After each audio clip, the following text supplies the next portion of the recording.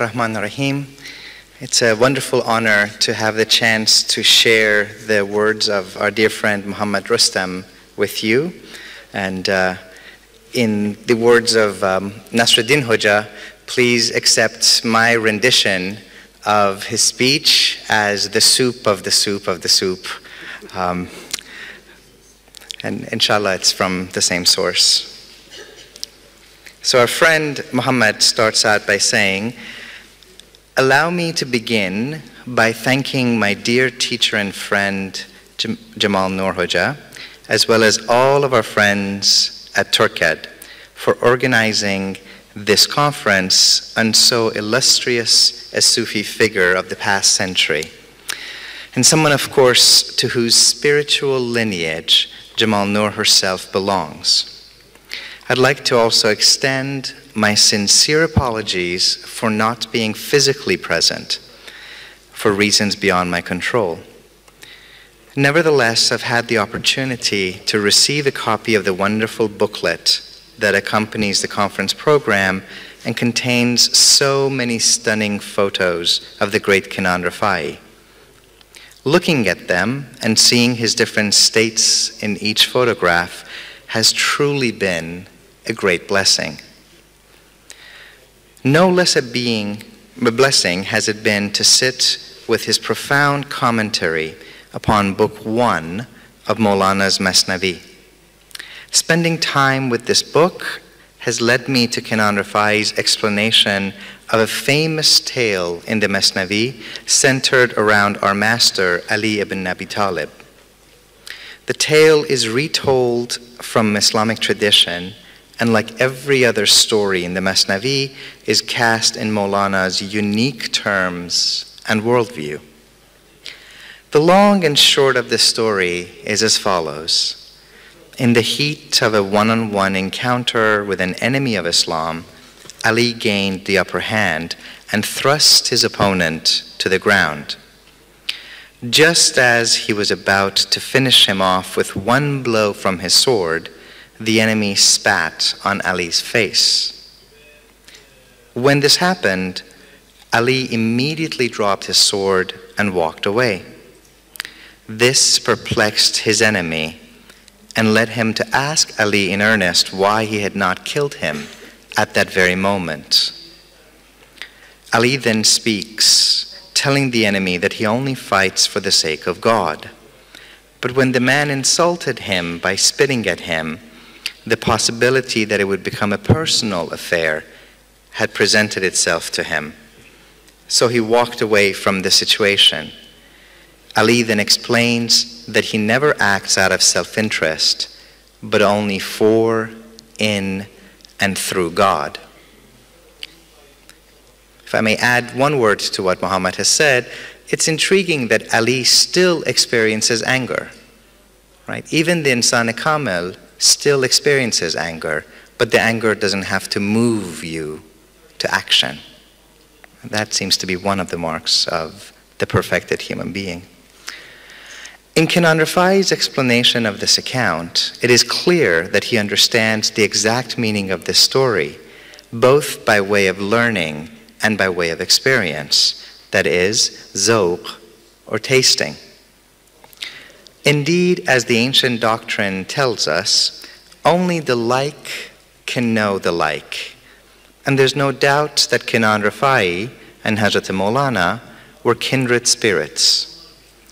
Two passages from Kenan Rifai's commentary on this tale of the Masnavi shall suffice as evidence. In both instances, Rifai explains Ali's words in the first person. He says, "In reality, I am not I. I'm one of those who's attained the degree of annihilation of his soul in the path of God. For me, there is no other being, including myself, other than God. The power and invincibility of my sword is not due to my skill. It's not my sword, it's God's sword. And that is why I use God's sword only for those purposes God wishes. I bear no resentment towards anyone, nor have I any hidden self-interest. I am free of that malady special to mankind. This means that you're talking with a free spirit.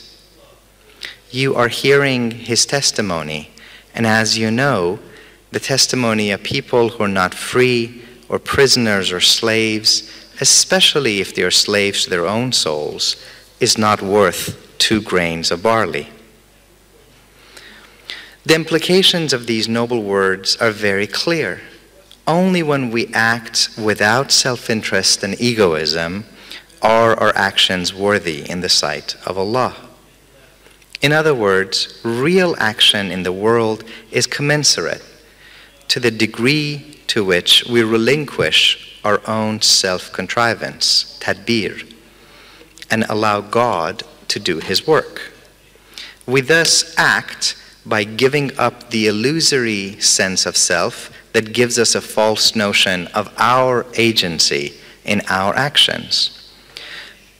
To put it differently, we truly act when God is the actor and not ourselves. This then explains the title of my lecture, Actionless Action, which incidentally also refers to a famous Taoist doctrine, namely that of Wu Wei, or acting without acting. The Quranic basis for this position, which Maulana also cites in the story in question, is Quran Surah 8, Ayah 17, where God tells the Prophet that the Prophet did not throw the dust at the Quraysh at the Battle of Badr when he threw it. Rather, that it was God who threw the dust. At this point, I'd like to shift the focus of my lecture and take the teachings being discussed here in a seemingly different, though in reality intimately related direction. One of the things that stands out in Maulana's retelling of the story and Kenan Rifai's commentary upon it is their emphasis on the degree of detachment from any ulterior motive and worldly gain that characterizes the soul of the person who subsists in God, al-Baghi billah. This then leads to a deep respect for the other, even at one of the most intense moments of human experience, namely war. If I may pause here for a second, at that moment in the Masnavi, Ali actually addresses the other warrior as a Muhtasham, and he calls the warrior by his own name, Ali. He says, how can this Ali kill Ali? He sees his own humanity present in the other person. That, I think, is what our friend is referring to.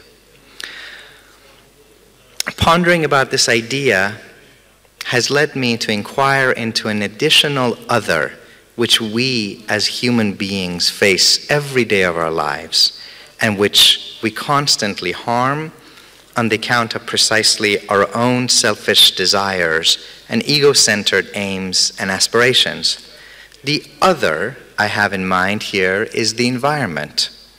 What follows, therefore, is an exposition of the environmental crisis based on the same perspectives which Maulana and Kenan Rifai have explained in the meaning of Ali's action, or shall I say, his actionless actions. An important point to keep in mind here is that one of the words in Arabic for the environment is muhit, namely that which surrounds or encompasses something. Interestingly, in the Quran, God himself figures as the surrounder or encompasser. Thus, God is our environment because he surrounds us. Such a standpoint lends full support to the idea that nature is sacred. That is, the environment is nothing other than where God is to be found, but in his manifold modes of manifestation and not as he is in himself. Let us also call attention to a key Quranic theme, namely the khilafah, the custodianship given to the human beings over nature. It's figured in such Quranic passages as, "Have you not considered that God has made whatsoever is on the earth subservient unto you? And have you not considered that God has made whatsoever is in the heavens and whatsoever is on the earth subservient unto you, and has poured his blessing unto you, both outwardly and inwardly?" Human beings, who are the custodians of nature, have become as obscure as the very environment which houses them. This is because the balance and equilibrium with their natural surroundings have been thrown off thanks to our own actions. The Quran alludes to this very phenomena. Corruption has appeared on land and the sea because of what men's hands have earned, so that God may let them taste some of that which they've done. Hopefully, they might return.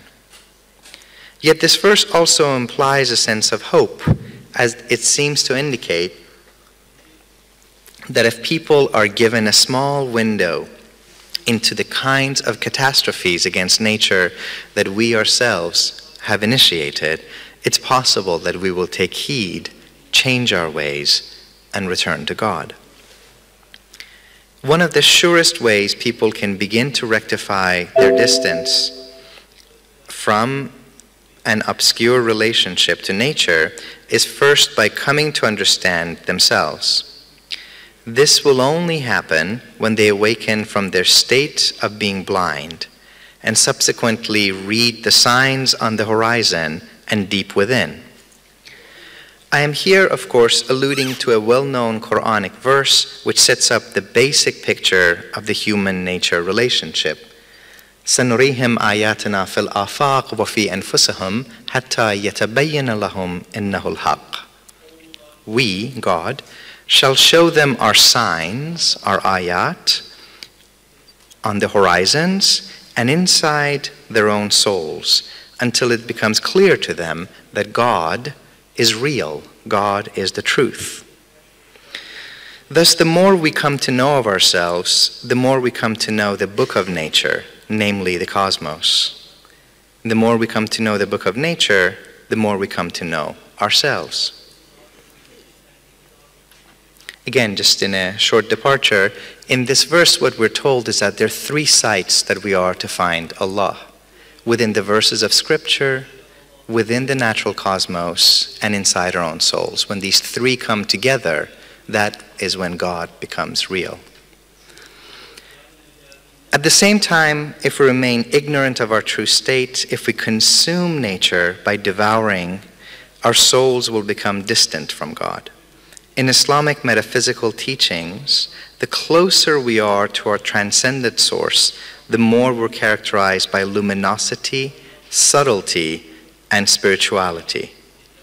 On the other hand, the further we are from our source, the more we're characterized by darkness, density, and materiality.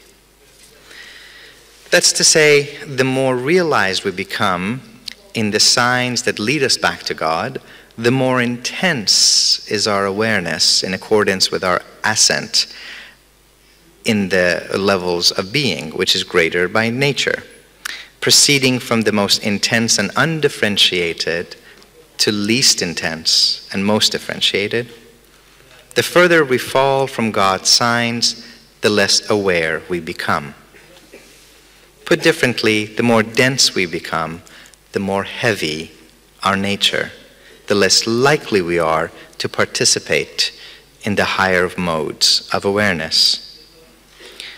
It's already been seen that humans are the custodians of nature. But why was this trust placed on our shoulders?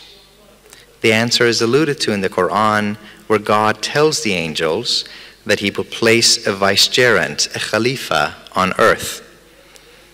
A vicegerent is technically someone who stands in the place of another, carrying out the function that has been assigned to her. Thus, on earth, human beings are God's representative, meaning that they are to carry out the charge and duty of God's will. Yet if the treatment of nature today is any measure of our success in being God's vicegerents on earth, then we are certainly doing a very poor job. This is why any talk in Islamic thought of people as God's vicegerents really refers to their being the potential vicegerents of God on earth. How then does one realize this vicegerency? It has everything to do with the assumption of divine qualities. This statement is in accordance with the famous prophetic injunction to take on the character traits of God. تَخَلَّقُوا بِأَخْلَاقِ اللَّهِ. Every virtue that a human being can take on is only a possibility because that virtue already belongs to God in its full actuality and goodness.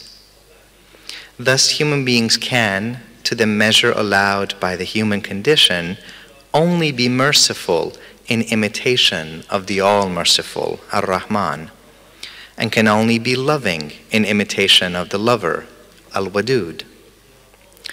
This teaching has some very important implications for the ontological roots of ethical categories, but the main point to come away with at this junction is that the Muslims of the past have seen the human project as a totally worthwhile one, only insofar as human beings attempt to conform to the divine norm. As for where these qualities are, the Sufis tell us that they're already contained within the human being, in accordance with a saying of the Prophet to the effect that God created Adam in his own form. One key insight to be gleaned from this teaching in the context of the human relationship to nature is that whereas in us the divine names are undifferentiated, in the cosmic order, which discloses God qua manifestation, they're also to be found, but in a differentiated manner. Thus, if we are merely content to consume, then this act of squandering our own selves and the natural environment will result in our inability to actualize the divine qualities potentially contained within ourselves and within nature, resulting in an even greater divide between us and the natural world.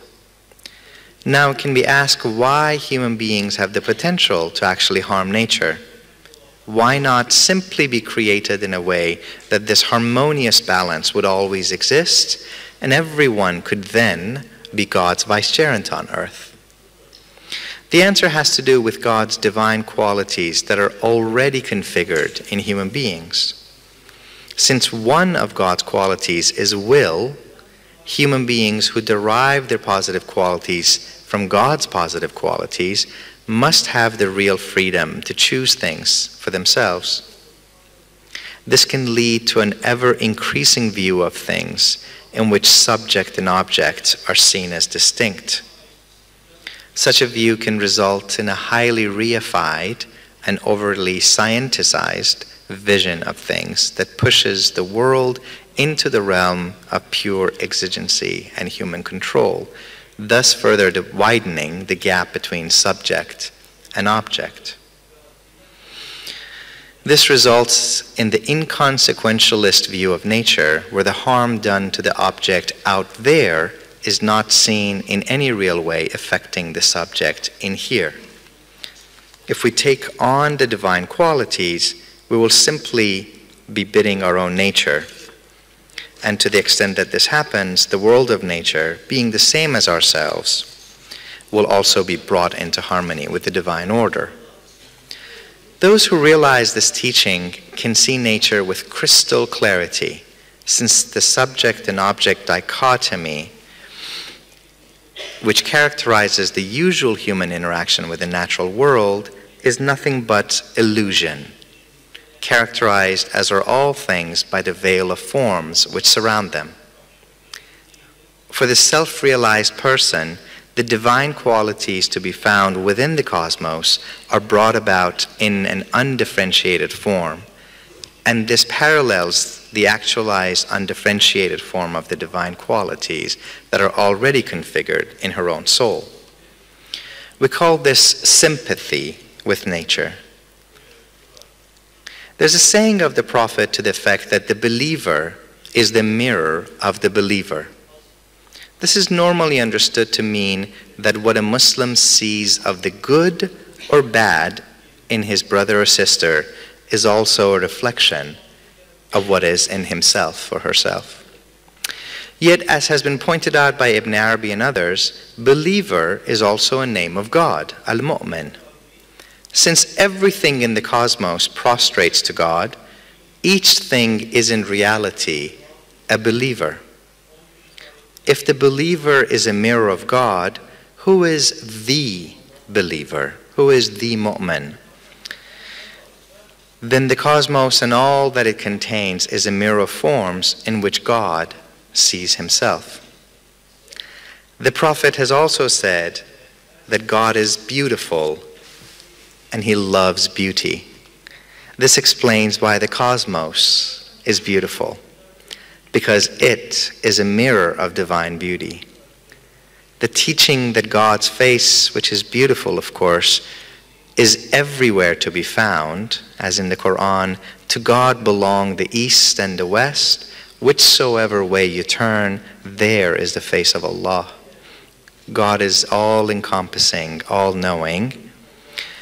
Since God's face is everywhere, it's reflected in the mirror of the cosmos, which is nothing but a display for the traces of God's beauty.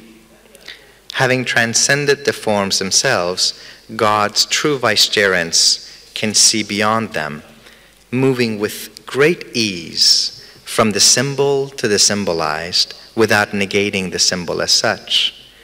Rather, they see in the symbol, through the symbol, the very face of the beloved, which is beyond all space and time. This is, in some sense, what it's like to fall in love.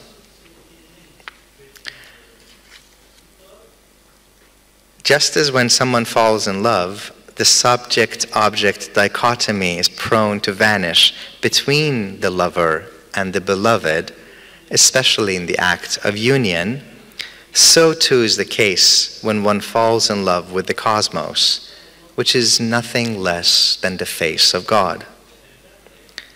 Such a person who sees through God cannot be described as a separate I over and against the cosmic order. This person's face can be said to be God's face. The station in Sufi texts is referred to by many names, among which are union, jam, and proximity, qurb. Yet who is doing the witnessing here? Let us look again at the Quran, part of which we've already cited. We shall show them our signs on the horizons and inside their own souls, until it becomes clear to them that God is the truth. Does it not suffice that your Lord is witness over all things? With respect to this last part of this verse, what is implied here is that it is God himself who sees himself in the myriad forms of creation, as these forms act as the loci for his own self-seeing. God is thus sufficient as a witness, since he is the supreme witness of all things, each of which in turn testifies to his oneness and beauty. The person whose face is now God's face thus beholds God in everything, and the implications of such a person being God's vicegerent become clear. Such an individual will not harm the environment, since it is actually all witnessed as sacred to him, reflecting as it does his own face, which is nothing other than the divine face, in whose contemplation he is annihilated. There is thus nothing for him to aspire towards, no gain to receive from nature, no action to perform, since nature itself is God's gift to him. Nature, thereby, presents him with all that he loves, as it is the context in which God, his true beloved, is the sole agent and actor. Thank you.